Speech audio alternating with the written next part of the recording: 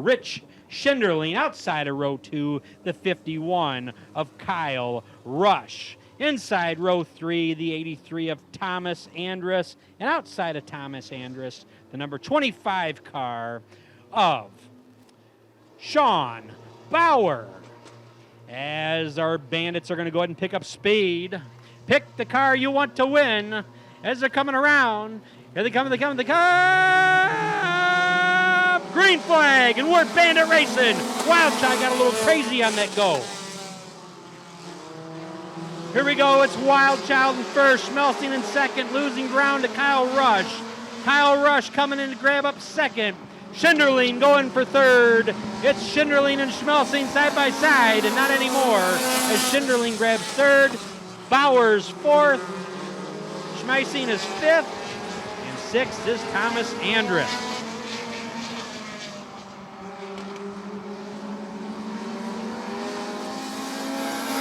With 2 down, it's Wildchild. Here comes Schinderling to work on Rush. He's in his back window. Everybody else is single file racing. Halfway through.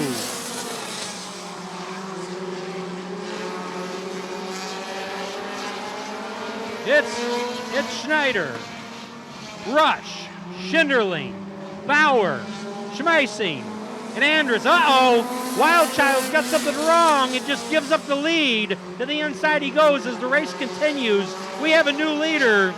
It is your current Bandits point leader. It's Kyle Rush, followed by Rich Schinderling. He's in second place in points, so they're already battling for the lead for the points. As the white flag is out, it's either going to be Rush or Schinderling, as we're single file racing with the last 3 trailing off.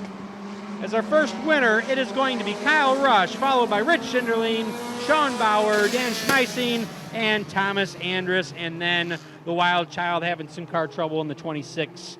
That would be our last racer in that race.